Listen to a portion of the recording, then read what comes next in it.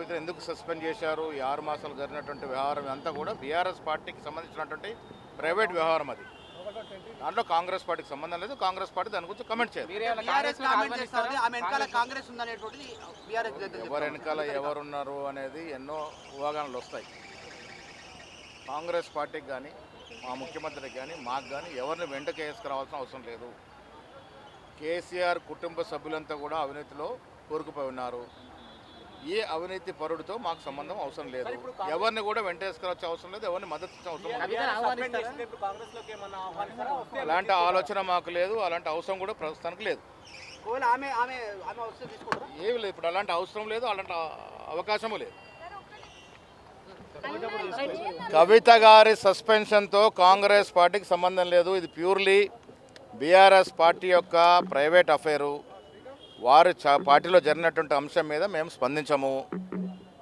నేను గతంలో చెప్పినట్టుగా కేసీఆర్ కుటుంబంలో ఆస్తుల తగాదా ఉంది, బాటల తగాదా ఉంది.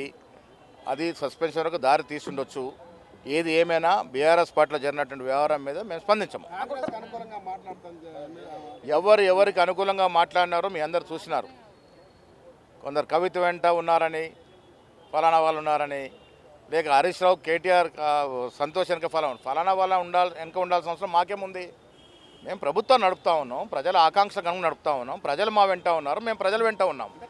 ఎవరినో వత్తాసు పలకాల్సిన అవసరం కాంగ్రెస్ పార్టీకి ముఖ్యమంత్రికి అంతగానా లేదు.